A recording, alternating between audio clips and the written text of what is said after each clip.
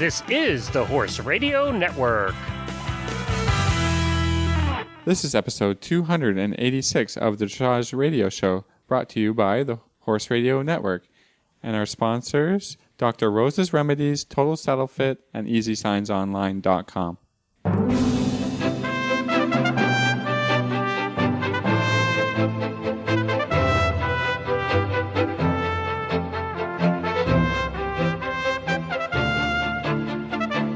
This is Reese Koppler-Stanfield from Georgetown, Kentucky. And this is Philip Parks from Fergus, Ontario, and you're listening to the Dressage Radio Show. Hi, Philip. Hi, Reese. How are you? Not good. It's been one of those days, hasn't it? We don't have a producer today. We do not have a producer, and today's the day we needed a producer. We needed a producer and a techno guy and Glenn the Geek, as he calls himself. Not around. Not Thanks, around. Glenn. Busy guy.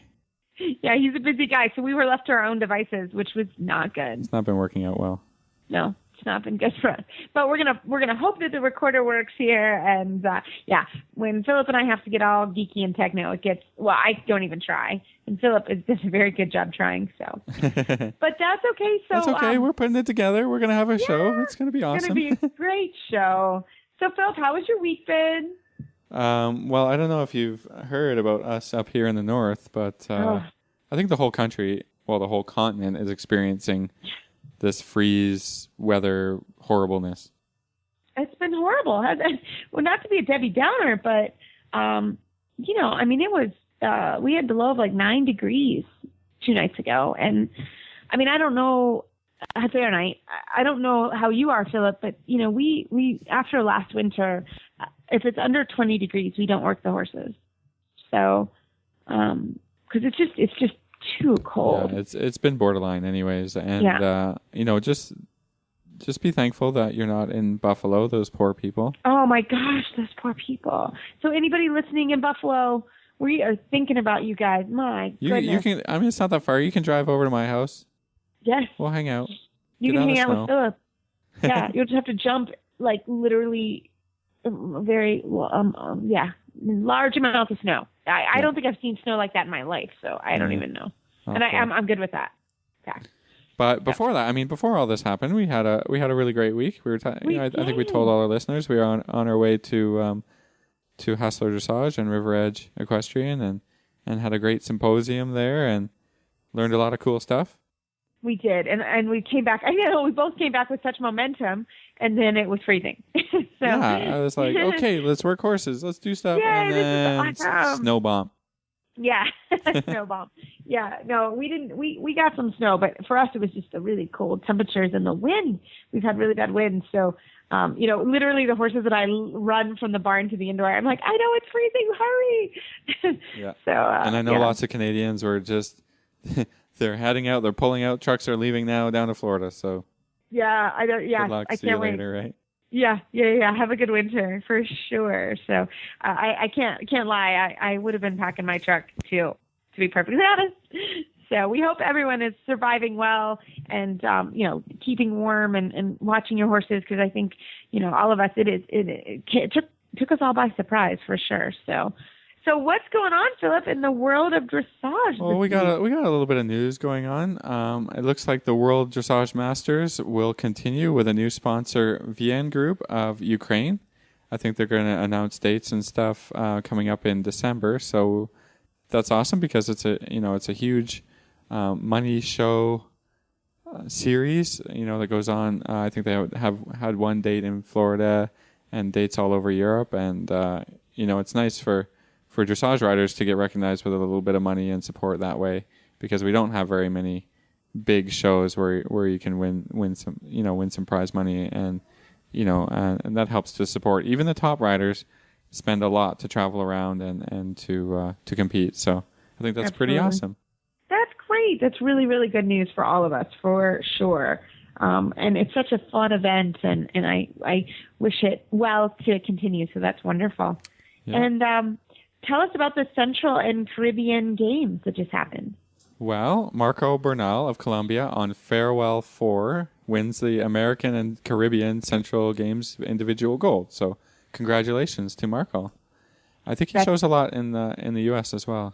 He does. He lives in, I think he lives in Wellington full time, and he's a wonderful guy. He's a really nice guy. I think we've had him on the show for a trainer tip, and wonderful guy. I really like Marco. So he's got a great smile and a great sense of humor, and I'm glad he did well. That's fabulous. And the silver goes to Dominican Republic's Yvonne Losos Dumunitz on Foco Loco, and Bernadette Pujols of Mexico on Aurora El Camino took the bronze. So congratulations to all of those riders. So, Philip, I saw this really cool thing online. I really try through Facebook to send articles that I feel like are really good articles, and I'll forward them along. And this was one of the articles I actually found on Facebook that I really liked, and I got some kicks out of the whole thing. But it's 10 habits of highly effective dressage riders. That sounds pretty good. I know. Well, we want to be highly effective dressage riders, so here we go. Number so here one. we go. This is how to do it. Yeah, this is how you do it. Only Okay. 10 steps. Only 10. Let's see how many we can do. Number one, an effective dressage rider looks upon each failure as a ladder rung. One step on and lift yourself up. Well, I mean, you you can't be successful without having a ton of failures, right? That's what I Right. tell people when I teach a lot. Don't be afraid to make a mistake. A mistake is teaching you just as much as success does. Sometimes even more, you know? So I don't think there's a person who's done anything successfully, without making mistakes. So in dressage is the same thing. I mean, we always strive to be fair to our horses and to be perfect riders and have great balance and all these things that you need to be able to do. But you have to fail at those things first. So Yeah, I agree. I think that's a really good one. all right, let's go. Number two, an effective dressage rider leaves their personal issues on the ground, approaching each ride emotionally neutral. That's hard to do. I think that's almost impossible to do every single day, all the time. Yeah, and I think you have to recognize. I have to be honest. Today we had a really busy day here at the barn, and I was a little crunched on time, and we had a girl that couldn't be here. You know, this life was going on this afternoon, and I had my 2 horses to ride, which I never do. I always ride them in the morning, but this morning was really cold, so I didn't, and I left them way too late in the day. And to be perfectly honest, I walked around and cantered them, and then I felt like I wasn't doing a good job. So I just said, okay, it was actually sunny, a little windy, but sunny. And so we went outside because I felt like I wasn't neutral, and it wasn't their fault. It wasn't anybody's fault. I just wasn't in that place, and I didn't have time to be in that place. And I just thought, I'm just going to take a deep breath and we're going to go on a walk and enjoy the sunshine and do some hills. And so that's what I did. Take it easy. Yeah. I mean, I think sometimes emotional issues are because of the horse. Right. And then too. that's really tough, That's or, really hard. Or you get to the barn and there's some sort of barn related issue. I mean, there's a million different ones I know from experience, but there's some issue there. And then you were fine coming to the barn, and then all of a sudden something comes up or whatever. And then you got to get on the horse. Well, it's okay to take 5 minutes and just, really try and center yourself and think, how do I let this go? Or how am I too much emotionally wrapped up in this horse? And how do I do a good job of being normal today? Yeah. I mean, I think all those things, you have to really figure it out. And, absolutely. So, number 4. Was that number 4? No, that was number 2. So we need 3. Oh, sorry. Can't keep it all straight. Number 3, effective dressage riders make themselves the calm baseline that their equine partner can rely on at all times. I mean, this is very similar, but this has to do, I think, with trust issues and working on not taking emotion from outside the barn, but this is just being emotional about the training, right? And always when you're going through challenges and you're trying to fix stuff, things can get a little frustrating, or you can get a little confused, and always think back to what signals in your aids are you giving to your horse? Are you being calm and confident and moving forward, or are you unconfident and sending mixed signals and stuff? So I think you have to really work at that as a rider. I love it. To be fair, and to be fair in your training, and to get stuff done, but not from an anxious or frustrated point of view. Yeah, very good. All right, number 4. An effective dressage rider owns their personal space both on and off the horse. So basically, you have to have good posture. You have to stay, you have to know. I think that this is really important because I have riders, maybe they fall to the left, and I tell them, hey, you should look in your normal life what you're doing with your body, because probably what you're doing on the horse is what you do, in the chair or driving the car. And I find that with myself. I'm like, sit up, use your belly, don't sit back. So I do find that with my own personal, how I sit and how I stand. I have to be very careful and cautious with my own posture. Yeah, I think being a strong, like having a good, strong posture and sending positive but very, very leadership type of aids to your horse, So we talked about being calm, and now this is talking about being more in the confidence realm of things and owning what you're doing and owning your aids and owning your communication with the horse. And you want to be you just have to have a really good confidence about yourself, and I think that's what this one is about. Number 5? Absolutely. Number 5, an effective dressage rider has trained their inner voice to be positive or constructively negative, never defeating. I think that's really important. This is really good. Otherwise, you're going to not have a very fun time. It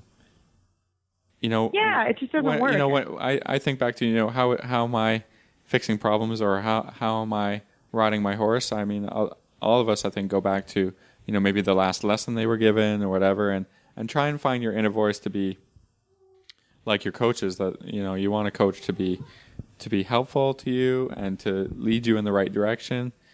But not to put you down, and not to put what you're trying to do down. If you're not, if you're riding on your own and you're not getting it, I mean, it's, don't think it's your fault. Don't think it's your horse's fault. It just takes a really long time to learn to ride well.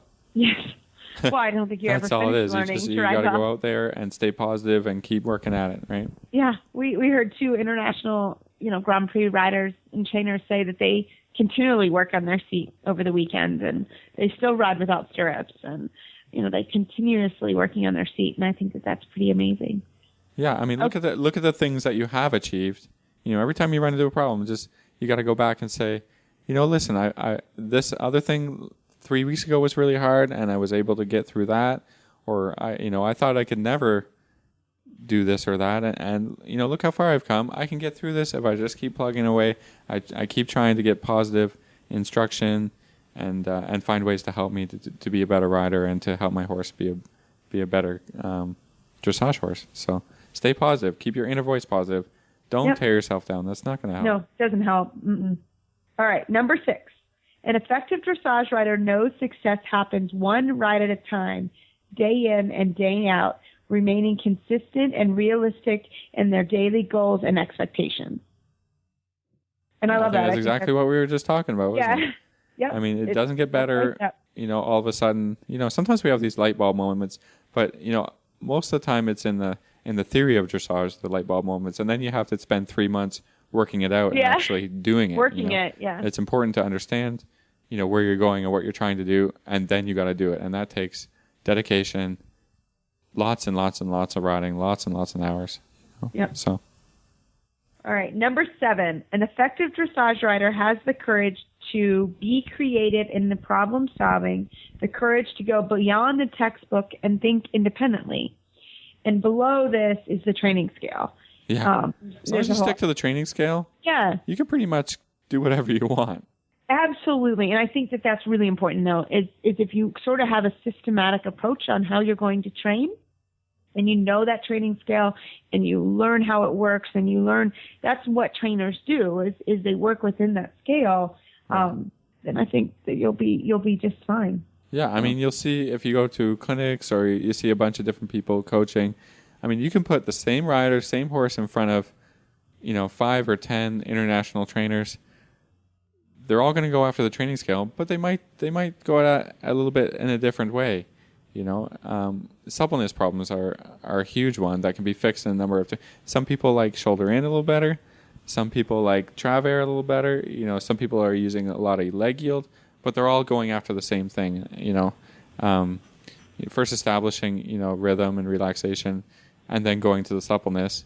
And there's a million ways to do that. So you can be creative in your own program, as long as you're sticking to these steps in the training scale. I think you can have success, and then you figure it out, and you think, oh wow, look, this really worked for me and my horse. Yeah, it's so smart. Exactly. All right, number 8. An effective dressage rider knows they must be an athlete in their own right before they expect their equine partner to be one. And I think we have talked about that a lot. We talk about this a lot. Yeah, different ways to improve fitness and flexibility, and all the athletic parts about being a rider. Absolutely. I love it. Okay, number 9. An effective dressage rider knows there is only one direction to go, forward. I love it. When all else fails, go forward. They're built to run and speed and all of this, and that's what they love to do. And so if you're having real problems, I think the biggest solution is just go forward and let the horse enjoy his own movement and don't get stuck in it. You can refresh the horse's brain a little bit. You can get out of the arena, go for a gallop, stuff like this. This is a dressage thing, but people get so much into the control of the movement that they forget that the horse just loves to move, loves to run. I mean, you put them out in a big paddock, you see that in the horse, and that's their natural ability and their natural instincts, and use that sometimes, right? Absolutely. And number 10, an effective dressage rider works for their horse, not vice versa. So I think that's always something to remember. It's our fault. We buy them or we breed them or whatever, and then we stick them in a stall and we expect them to be in our program and do everything that we want them to do. But I think it's only fair to give them everything that they need to do the best job that they can. And when you do all the other 9 steps and being fair to the horse and being calm with the horse and giving him everything else, I think you'll have a really willing equine partner. Excellent. So this one was written by Nancy Cotting, and I found it online at Watapama. It was on Facebook, and I just shared it, and I really liked it. And I thought social media is awesome. Yeah, and I thought it was a really cool thing to reproduce, and I wanted to talk about it here on the show. Cool. So, thanks, Reese. Very cool. You're welcome. Well, right after this commercial break, we're going to come back with Jessica Wisdom. She rode the Welsh Cobb Stallion Cardee to the USDF Grand Prix Freestyle National Championships here in Kentucky 2 weeks ago. So I hope you enjoy her interview.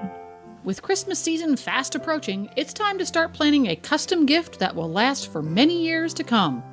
Visit our friends at EasySignsOnline.com and browse their unique website for their many custom sign options and styles. With affordable prices for customized signs starting at $39.95, your holiday gift giving just got easier. Their step-by-step online sign ordering process allows you to choose only the sign options you want and see all the pricing up front. From horse farm entrance signs, vinyl banners, magnetic vehicle signs to stall nameplates, and much, much more for every horse owner. Place your order early to allow plenty of time for Christmas delivery. Check out the website today at EasySignsOnline.com. That's EasySignsOnline.com, or call them at 1-800-640-8180. That's 1-800-640-8180. Well, it is our pleasure this evening to have Jessica Wisdom, head trainer at Equilibrium Equestrian, and she is a USDF gold medalist. And Philip and I saw her win the Grand Prix Freestyle here at the National Finals on her horse Cardee, and we had to have her on the show. Jessica, welcome to the show. Thank you for having me. This is great. Yes, my horses think it's great too. Yeah, you got horses in the background like the rest of us, eh? We love it. That's been fantastic. So, Jessica, tell us about your horse Cardee, because he is phenomenal. Well, I'll tell you about my what we affectionately call the pony. I met him when he was 2.5 at an American Sport Pony inspection down at Devonwood in Sherwood, Oregon, and his owner at the time contracted me to handle him for his stallion approval. And I was so impressed by him. He very good gaits for a 3-year-old, very good balance for a 3-year-old, and just a stellar work ethic, especially for with a handler he didn't even know. He was attentive where he could have been a normal 3-year-old stallion. And I told her I really felt like this horse could compete in the open dressage world. And sure enough, she called me when he was 3 and ready to get started, and sent him up to get started. And that year he won the Region 6 training level championship, and we've been going ever since. This year, earlier this summer, Cynthia Miller, Cardi's other mother, gave me the opportunity to own him solely, and so now I'm his only mom, and we're really excited. Nobody ever really saw all of this happening, and Kentucky was an incredible culmination of a really fantastic journey. So tell us about Cardi, because he is a Welsh cub, correct? Correct. He was bred actually here, also in Florence, Oregon. We like to joke that I went to Europe searching for horses for myself a couple of times, and ended up finding a Welsh cob in Oregon, and he's my first Grand Prix horse. So it was a bit of a twist of fate that put us together, and he's just phenomenal. He comes every day and works hard every day. During breeding season, he's doing double duty. Last year, I evented him just for fun, and he went out and won his very first event. That's phenomenal. He's my bud. How old is he, and how tall is he? He is 13 this year, and he is 14.3 and a very important half. Yeah, because if he was a little smaller, you wouldn't be able to compete him in the FEI levels, correct? Exactly. Well, he could compete in the FEI levels, but he couldn't compete in the CDIs, and Right, that's something that we're super proud of with him, because he's the only Welsh cob to ever compete in the CDI at the Grand Prix level. So lots of firsts with him, along with me. That's something to talk about. That's special to be able to go down. Something to be proud of. Yeah. That's huge. So I was really pushing for that last half of an inch. Oh yeah, absolutely. So tell us, what has it been like to train him all these years? I'd rather tell you that he's really complicated, but he's really not. It's almost like cheating. It's so easy with him. He's never spooky. He never anticipates what we're doing. He's always it's always having a conversation. When we when we started schooling the Grand Prix stuff, was the first time he really said, wow, this is kind of hard, Mom. I don't know if I can get this done. And we really stepped up his cross training, taking him out for gallops and doing a fair amount of jumping with him. And that's, his fitness is super important to his ability to operate, the Grand Prix, the entire Grand Prix all at one time. He'd get tired. He's just a little guy, but he's so uncomplicated. He's so naturally quite straight, naturally quite easy to get over his back, relatively speaking. What's not to love? People that ride him are just amazed at the lightness that they feel and how big he feels for a short guy. Now, has there been anything in particular that's been a challenge for you guys? Well, he, conformationally, we would like to see him a little bit taller in the withers, a little bit lower behind. Some might call him a bit croup high. So really getting him to load his quarters in the ultra collected work like the Piaffe Passage Tour. He's got tons of activity, but it's been a bit of a learning experience, especially for me. Again, this being my first Grand Prix horse, I didn't know that he really needed to shift his weight back there. So I think it's been a journey for both of us, more than a training challenge, more just knowing where I was going. And I've been really fortunate to be have great coaches along the way that have been there to guide me, because he's more than willing to do whatever you ask. If I can ask the right way, I mean, he is the ultimate tattletale. If there's a mistake, you know whose fault it is, and it sure isn't his. I love it. Well, that's a challenge in itself, having to ride perfectly all the time. I know, right? There's a lot of pressure. And he's small. You know, my coach Carrie likes to remind me that there's not a lot of real estate up there, so you have to stay really still. And I am not a petite girl. You know, I'm 5'9" on top of a pony, so I really had to learn how to keep myself as still as possible. And for those people that think that's easy on that pony's back, he has a lot of movement. My way larger warm bloods are way easier to ride. There's just a little bit more place to sit on their back. With him, it's like sitting on a pinhead, and you got to keep your balance the whole time. I really had to improve my core strength and find my center because there's nowhere else to be up there. So tell us, that's always a great question. People ask, how do you improve your core strength? So what have you been doing that way? I do a fair amount of Pilates. I did a little bit of yoga, but it's a little bit too slow speed for me. I dance a lot. I really find that my dancing has translated to some really good skill sets in my riding, and vice versa. I've really learned how to move my body more evenly on both sides, where, you know, as we all know, we can tend to be one-sided, and I've had some pretty serious wrecks in my past that have made me could make me tend to be more one-sided. But the dancing really encourages me to be really even and square over my core, and the riding does the same. So maybe you could tell us a little bit about your journey to the USDF Nationals. How did you qualify? What were you thinking of? I mean, that's a long way to come from Oregon. Oh, so my goodness. Tell us That's all quite about the that. story to tell. That was definitely not on our radar to go to finals this year. It's a really long trip, and it wasn't even on my radar. I didn't even declare. And when he won there, I was like, great, he won. And then a student of mine also won her division, and she said that evening at dinner, after a couple glasses of wine, we should go to finals. And I was like, ha, have you ever driven across country with horses? And she's like, no, but you have. We should go to finals. And pretty soon the whole Cardi Nation was chiming in that should be happening. And by God, they made it happen for me.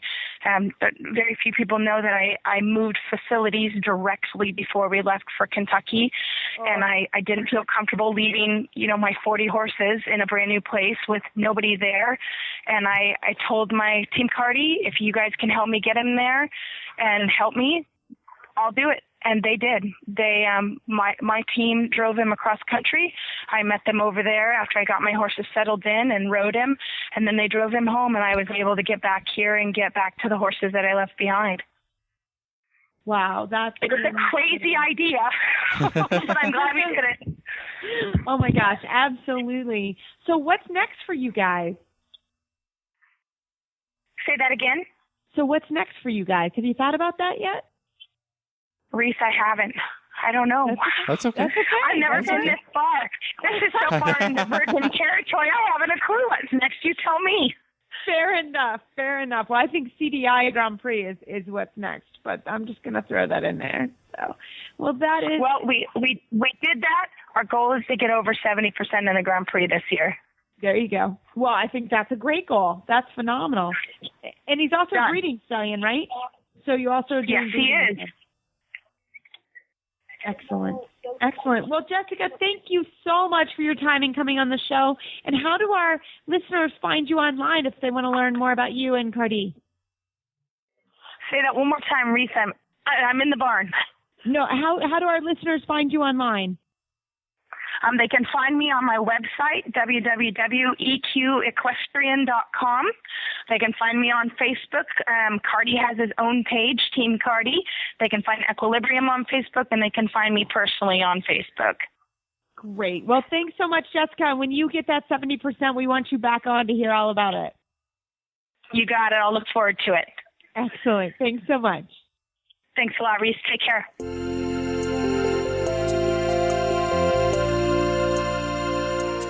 Dr. Rose's Remedies Skin Treatment Salve and Spray are 100% all-natural products. They are anti-inflammatory, antibacterial, antiviral, and antifungal. Dr. Rose's are made with all human-grade ingredients and are safe and effective for treatment for all manner of cuts and scrapes on your horse. And Dr. Rose's is the must-have product here at the Horse Radio Network headquarters to keep PT Scooter's delicate white pasterns free from dew poisoning and scratches. Ask for Dr. Rose's at your local tack store or feed supplier, or visit them online at drrosesremedies.com. That's That's drrosesremedies.com.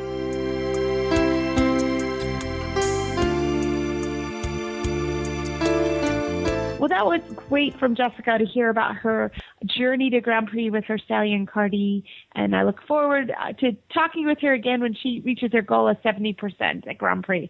We'll keep in touch with you. With a drum roll, please, Philip. We got our winner. We did it. We have our winner for the Total Saddle Fit listener question. We had so many questions that came in, and Justin from Total Saddle Fit is coming on to announce the winner, and he was great. We have a reserve champion. He's also going to give away some stirrup leathers to that particular person. So Justin was great and came on and did that. So we look forward to that. Finally announce our winner of our Total Saddle Fit contest for a girth. And we have to be honest, we were completely overwhelmed with the amount of questions we got for Justin. So I want to get here for the winning question. Justin, how are you? I'm wonderful. Thanks for having me on. I'm thrilled. I think this is the third appearance, and it's been great every time. So I'm looking forward to this one. Yeah, well, You're becoming a regular. Yeah, it turns out people have a lot of saddle questions, which is great. Well, good. Hopefully I have some answers for them. We love it. Well, okay. So, Philip, this has been really exciting. And can you, drum roll, please, which I don't have, drum roll, can you read the winning question for us? Okay. The winning question comes from Sucks to Be. I hope I got the name right. It says, "Hi, I'm a physiotherapist, which causes me to compare saddle fitting to orthotic fitting. I have trouble understanding how riders feel that one tree setting can fit all horses when there are hundreds of various musculoskeletal body shapes horses have on their top line. What are your thoughts on adjustable saddles and just the custom fitting overall, Justin?" I thought this was a pretty good question. I think it's a great question, and it's one that's applies to so many people. So here we go with my answer. Now, there's levels to this, because obviously in an ideal case, you have one horse, one saddle, and everything is fit perfectly. But that's just not realistic for everybody. So for a saddle that does not have an adjustable tree, if we're just talking about general tree fit, it's good just to err on the wider side, because you can always pad up a wider saddle to get the right balance, as opposed to a narrow fit. Now, balance really cuts to the core. As long as the saddle is sitting level, it's not low in the front or low behind or hanging off to one side, you're generally going to be in pretty good shape, because it's about carrying that even weight distribution over the horse's back, not focusing it on one little pressure point. And the only caveat with that is just to be a little bit careful that if you do have a tree that you're getting on the wide side, is to not go too wide, which is something that I see probably a little bit more often than I'd like. A rider thinks she's going to take care of her horse by giving him all kinds of shoulder room, which is a noble intention. But in practice, what can happen is if the saddle tree gets too wide, the saddle can sit low in the front, or it could rest on the horse's withers, and you'll ultimately get the inverse effect. Because instead of giving them all kinds of room in the shoulders, you're actually creating a pressure point by creating a low point in the front of the saddle or resting on the withers or something like that. Just a little caveat to keep an eye on. Now, as it pertains to the adjustable trees, they are a great concept, and they can definitely be used for a rider on a budget, or maybe a rider with one saddle and 4 different horses or something like that. But there is also a little something to look out for, because when you change and if you don't really know 100% what you're doing, you can kind of get yourself into trouble every once in a while. So what I would suggest is for anybody that knows well what they're doing, then they could really make a lot of use out of an adjustable saddle with an adjustable tree. But if you're a little bit unsure, to save yourself, all kinds of future vet bills or that kind of thing, I'd suggest getting a saddle fitter out just for, like a 1-hour consultation to give you all kinds of insight into how to use the different tree sizes to help your horse. So that could be, they'll give you padding advice, or, use this gullet plate for this horse and this other one for this other horse, or anything along those lines. Also things to look out for, like if the saddle starts doing this or your horse starts reacting that way, well then you might have a problem, so just be careful. But in terms of getting a saddle fitter out, the $100 or $200, whatever that might cost, will be far less than having to buy multiple saddles or pay for a future vet bill or anything like that. So, the adjustable trees are definitely a good concept, but use them with caution. Okay, great. Thank you for that. Thank you for that answer. Total Saddle Fit, the shoulder relief girth that Reese and Philip both love. And here's why. The saddle fit solution you have been waiting for is finally here. TotalSaddleFit.com is proud to introduce the Shoulder Relief Girth. This strategically shaped girth actually moves the girth line of your saddle back over 1 inch, thereby freeing your horse's shoulders from the saddle. Traditional girths pull saddles up against a horse's shoulders and often over the top of the shoulders. The shoulder relief girth's recessed ends allow for the billets to buckle into the girth farther back to give your horse unparalleled freedom of motion. We are so certain that your saddle will fit better and your horse will be more comfortable that for a limited time we are offering a 30-day, 110% money-back guarantee. If you are not totally satisfied with your shoulder relief girth, send it back for a full refund plus 10% of the purchase price. Don't wait. Order now for the best saddle fit solution available. At TotalSaddleFit.com. Visit TotalSaddleFit.com. Well, we had so many great responses to our contest. It's our first contest, so we're very excited how it went. And Justin was wonderful and said that he would give the reserve champion a set of stirrup leathers. So, Justin, thank you so much from Total Saddle Fit. So, Philip, can you read off the reserve champion question? Well, our second, I mean, there was a lot of great questions, and it was tough to pick, of course, but it's nice that we were able to do two here. So the second question comes from Lynn Popa. It asks, how do you measure for a dressage girth? Is there a sweet spot where the buckle should go, and is the shoulder relief girth fit the same way? Thanks, from Lynn. So, great, thank you for the question, and we got Justin here to answer it. I really like this one because this is always the one that I don't know the answer either, so I was really excited about this one. I think it's a great question too, and very fitting for what we do, and just kind of along those lines where girths can sometimes be forgotten about. So it is important that we talk about it and make sure that the girth fit is right as well. So generally, I know sometimes people will like to set a saddle on a horse and take a tape measure and measure from, a particular billet hole around their horse's belly to the other end of the billet. And that's an okay last resort measure, but it has a lot of room for error because depending on how soft the saddle is and the horse's body, once you girth the saddle up, it doesn't always come out accurately. So what I like to recommend is that you first test for a girth length by taking any girth you can find that will sort of fit your horse, a friend, a barnmate, whatever it might be, and get that girth nice and snug. And then you can take a look at where it sits on the saddle. Now, for a dressage girth, what we're looking for is generally a little bit on the longer side. So we like to recommend 4 to 6 inches from the bottom of the saddle flap to the end of the girth buckle. And that'll vary a little bit depending on how long your flap is and a couple things like that. But generally, we would like it longer. So when you find your friend's girth, you get it all cinched up, and you just look at where those buckles end compared to where you want them to end. And let's say that your friend's girth is about 4 inches too short. So if it's 4 inches too short on one side, that means overall it's 8 inches too short. So when you take that girth off and you measure it from buckle end to buckle end, you'll realize that whatever that measurement comes to, you'll have to add 8 inches to it to find the right girth for your horse. Now, I've mentioned briefly there that we need to make girth a little bit on the long side. There's a couple reasons for that. One, we want to keep the buckles away from the horse's elbow. Last thing we want is galls and stuff like that coming from there. And we want to carry the pressure of the girth over the largest surface area we can. And lastly, we want to make sure the end of the girth is not resting on the horse's pectoral muscles.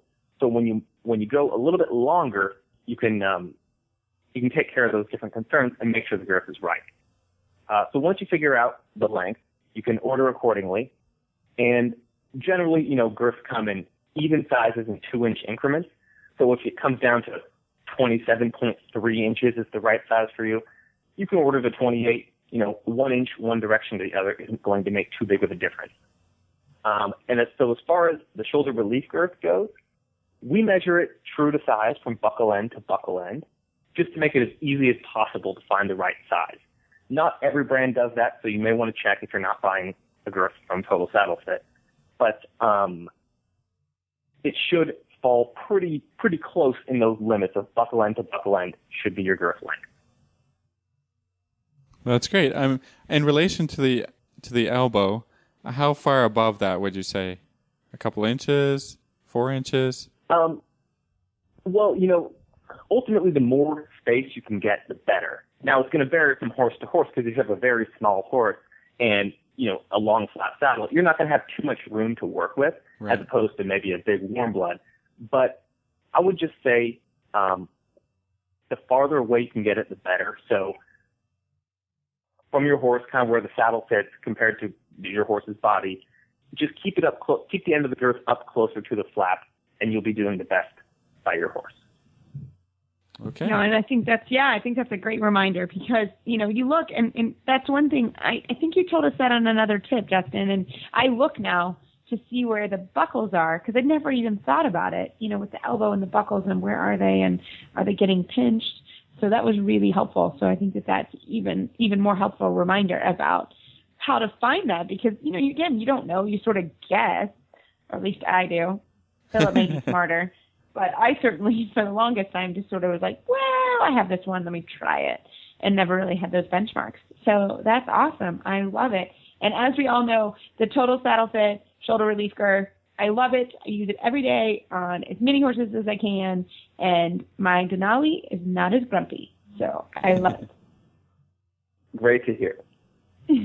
Well, Justin, thank you so much for hosting our first contest here in the Dressage Radio Show. It has been a huge success, and we're going to have you keep coming back because we have a lot of questions, and we want to answer all the questions we can for everybody because everyone did a great job sending in those questions, and it really was hard. When Philip was visiting, we sat down and went through all the questions, and then we sent them to Justin, so it's been a fun process, and we look forward to it and look forward to all your answers. So thanks for being such a good supporter of the show, and we hope everyone enjoys their new girth and saddle and leathers as well. Well, thank you for having me on. I'm looking forward to the next time. Well, Philip, I really enjoyed that contest. We're going to have to do that again. It was fun, but it was a lot of work. It was a little more work, but we love that. We love it when everybody writes in. We love people who get involved with our show because it gives us content. I mean, we want to know what people are interested in and what questions you have about dressage or what kind of interview we could do if you have somebody who you think, oh, I'd really like to hear from this person. We can definitely try to get them on the show and talk to them about different issues. So whatever anybody's thinking to help us improve the show, we can definitely use the tips. Absolutely, we love it. Well, you can find our show notes and links to today's guest on our website, dressageradio.com. Like us on Facebook, just search Dressage Radio Show. Follow us on Twitter @Horse Radio. My website is maplecrestfarmky.com, and my email is reese@horseradionetwork.com. You can find me at philipparksequestrian.com, and my email is philip@horseradionetwork.com. I'd like to thank our sponsors for allowing us to put on a great show, and don't forget to check out all the other shows on horseradionetwork.com. Everybody, keep your heels down and your shoulders back. And we are not recording next week because of Thanksgiving, but I wish everybody a very happy Thanksgiving, and we will be back at the beginning of December.